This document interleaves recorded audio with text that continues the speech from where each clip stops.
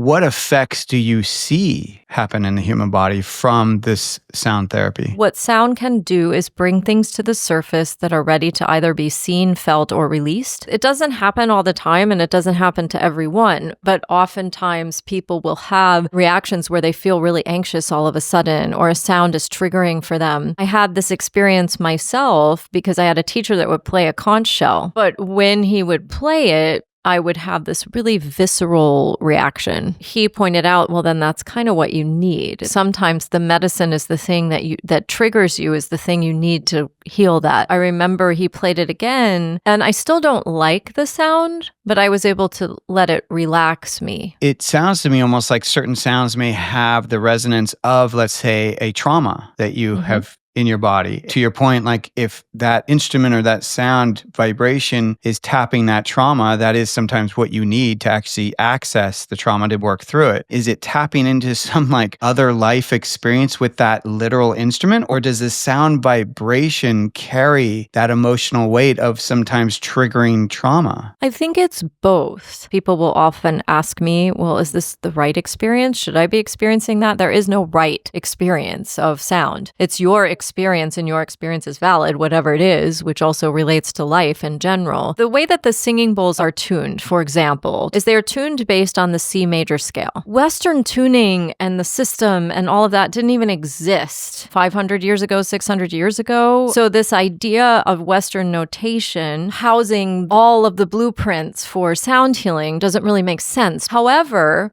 because we are Westerners and we have in these last 400 or 500 years really listened to music from this concept of Western tuning, our way of relating to music is based on this scale. We have a familiarity with it in the way our body responds to it, the way we listen to it in secular music and pop music and classical music and all of that. We have a relationship to the different key structures because this is the music we've listened to our whole lives. I kind of feel like if you don't understand at least the basics of the music theory, it's complicated for me because I do feel like it's going to teach a language in a class of a language you don't speak yourself. And people can still do really effective healing sessions with one singing bowl and a percussion. And when I teach people, I show them you can still do effective sound healing sessions with very few instruments. Understanding what key they're in and where the chords are is going to help you become a better player and understand which bowl transitions well when you're in a sound healing with people because that note matches this note on this instrument. So it's kind of like the tool of how you piece things together. I personally feel is really important to understand. You mentioned tuning forks, and I know that there is some body work where they actually will use tuning forks on, place them on the body. When you're talking about sound therapy, though, is that an example of sound therapy, or is sound therapy really more the sounds around you and how they're affecting you versus actually touching the body with the physical tuning fork or the instrument or something like that? It's both. Oh, it is both. It's both. Okay. If I do a private session, I might put a bowl on someone's body and I might use the weighted tuning forks. Anything that uses sound and vibration falls under the category of sound therapy. You may just define it a little differently if someone's doing a private session in a room, or if you're doing a sound bath, which means you're doing it in a bigger space for a group usually. Although I've done full sound baths for just one person before. Let's say someone's hired you to do sound therapy. What is the process? The second part of this question is how much of the actual sound therapy is inspired by the moment and how much of it is actually calculated based off of that conversation before you actually go in to start the sound therapy? That's a fair question. I'd say there's two different answers to that question. First, if it's a private session, I would approach it similarly to how I approach craniosacral therapy sessions. We'll have that brief intention setting. What are you here for? What are the ailments in your body? And then I would put them on the massage table. And then I would probably do some hands-on work and some work with the tuning forks as well. And then if I go into a private sound session, because I'm often hired to do private sessions for people, I ask them what their intention is. I generally will direct it to the person of honor or the person that they're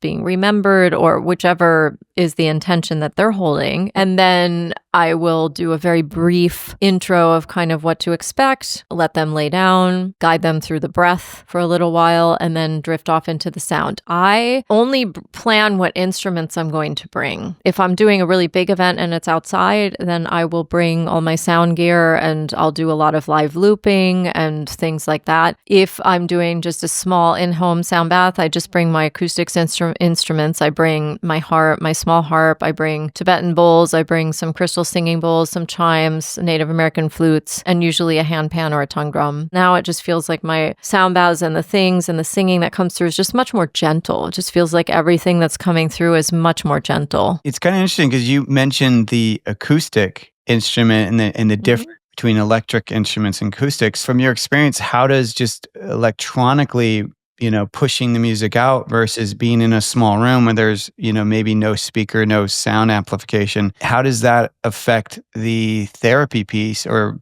does it? I find it's just as effective. And to be clear, I don't really use electronic music on it at all. I've pre-recorded all of my singing bowls, so they're in a MIDI controller, but it's actually me playing the singing bowl. And I have it set up with the effects and mixed and whatever so that when it comes through the speakers, it sounds pretty good. It sounds like the singing bowl. And then I can loop my voice live. I don't pre-record any of that. I do it right on the spot. And the same with the harp. And for me, honestly, it felt so fun because it was like, it's like this whole way to play with sound in a new way. Also, because I have a large range with my singing voice, I can now sing with myself. I can create these soundscapes where I can sing in multiple ranges all at the same time, where I couldn't do that without the technology. So that's a way where I found technology has really worked for the experience. And in a small space, using the technology doesn't quite work because smaller spaces are not really designed to have a big speaker in the room. It works better when there's a much bigger space. Well, to be more specific, I guess the question is really more around actually just playing an instrument with no electronic stimulus versus having, EMF responses amplifying the music. Have you experienced, does that affect the therapeutic part of the sound? I wouldn't say it's less effective. I would say it's different effective. I think some people prefer just to have the acoustic instrument. I tried to do it live in one space I perform in quite often, and it didn't quite work in the space. And some people loved it, wanted to be on the speaker, and other people were like, oh, I just miss hearing it very, like your voice kind of carry in the space. And I just realized that those smaller spaces, it doesn't work. You can also hear the delay a little bit. You can hear the acoustic at the same time. When I was doing it every week at Hollywood Forever Cemetery, for example, that was such a big space that the speaker carried great and people still had really amazing experiences. So I would say the experience feedback I've had is people have had just as profound experiences with both. I've had people that like both. I have people that only really like one, and that's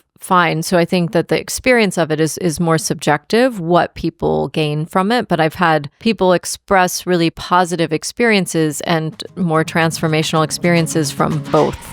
If you enjoyed the clip from the podcast, make sure to check out the next video up here, or head over to watch the full episode down here. And before you go, don't forget to hit the subscribe button. Come on. Yeah, thanks for watching.